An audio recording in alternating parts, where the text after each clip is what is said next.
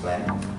Jadi nanti bisa kita bedakan 3. Business plan itu waktu kita akan memulai bisnis, kita membuat perencanaan awal. Perencanaan.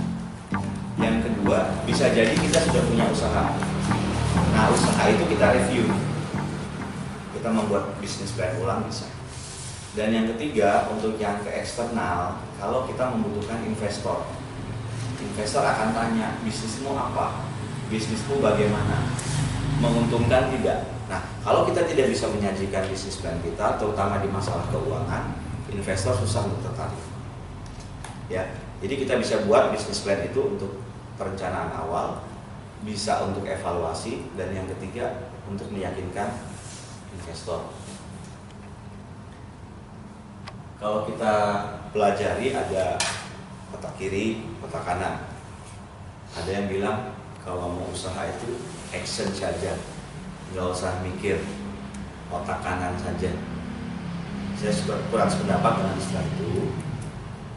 Tuhan ciptakan otak kiri dan kanan, pasti ada fungsinya masing-masing.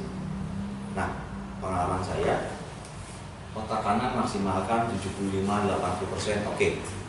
Karena itu keberanian kita di situ dituntut. Kreativitas kita, passion kita, desain, berhubungan dengan orang banyak, itu semua di sini. Tapi kalau kita full otak kanan, nggak pakai otak kiri, kita nggak punya persiapan, kita nggak punya strategi, kita nggak punya hitung-hitungan. Nah, itu yang membahayakan usaha kita. Mungkin tahap-tahap awal oke. Tapi kalau nggak kita backup dengan ini, analisa, strategi, kontrol, kolaps. Ya, jadi ya otak kiri 20% atau 25, otak kanan 80, 75, 80, oke. Ya. Nah, saran saya untuk kita bisa membuat bisnis plan yang singkat, kita bisa membuat mana seperti ini. Ore-orean awal lah ya. Ini kita bisa buat setengah jam, 1 jam sudah selesai. Sebelum kita membuat bisnis plan yang detail, nanti dari mind map kita ke bisnis canvas, baru ke detailing. Itu di buku saya ada sekitar 150 sampai 200 halaman. Detail, cukup detail ya Pak ya. Di buku yang ini, yang ada di sini, itu sekitar 150-200 halaman, cukup detail. Nah, tapi sebelum menuju ke sana, kita dari mind map dulu, 1 halaman, 30 menit, 1 jam, kita bisa coret-coret sendiri atau ngobrol dengan partner. Suami ngobrol sama istri, atau sama pacar, atau sama calon partner bisnis, bikin coret-coretan seperti ini. Nanti karyawannya siapa ya? Oh, sementara kita aja deh. Sementara bapak ibu atau anak-anak atau adik-adik. Nanti bantuan dananya dari mana? Dari IMF, istri, mertua, family gitu. Identitasnya apa? Nama usahanya apa? Oh, deso, cili, sederhana. Jangan yang negatif, yang pesimis gitu ya. Bikin namanya yang gagah, yang cerah, yang bagus, disesuaikan dengan jenis usahanya. Kita pikirkan dari awal. Tadi saya kasih contoh mengenai logo. Bikin logo asal-asalan, ya usahanya jadi asal-asalan. Kemudian yang kita pikirkan pemasaran, kita jualnya kemana, kita jualnya ke siapa, dan seterusnya. Nanti kita iklannya bagaimana, online offline-nya gimana, lewat radio, lewat TV, lewat website, koran, Twitter, Facebook. Kita persiapkan dari awal.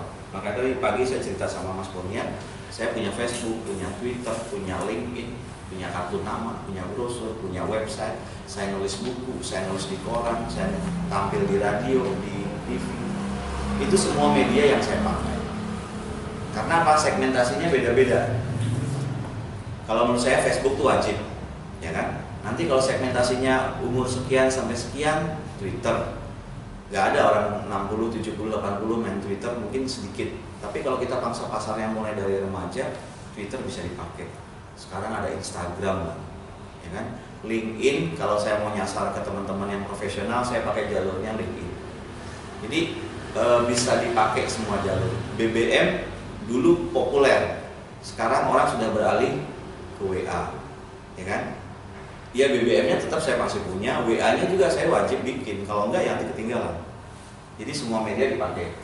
Kemudian saya punya strategi MLM, marketing lewat media.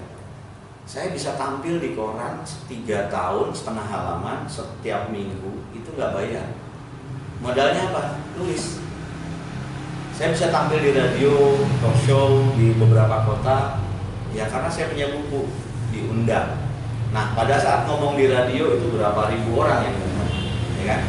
Tampil di TV, nggak bayar, karena saya punya buku yang membuat saya bisa diundang dan seterusnya. Jadi MLM, marketing lewat media, ya lewat media sosial juga bisa, ya. Kemudian dari sisi keuangan, apa yang kita pikirkan, berapa modal kita mau untung berapa, mau kembali kapan, kembalinya cepat atau lambat, kembalinya sedikit atau banyak. Nanti kita bicarakan detail di bisnis plan. Kemudian lokasi usaha kita di mana? Kenapa Pak Najib bikin kantor kok di sini? Nggak di Kaliurang atau di Bantul atau di Prambanan? Karena sini tengah kota, aksesnya gampang, tempat makan dekat. Itu pertimbangannya seperti itu. Nah, saya kira dengan setengah jam, 1 jam, teman-teman bisa membuat main-main seperti ini.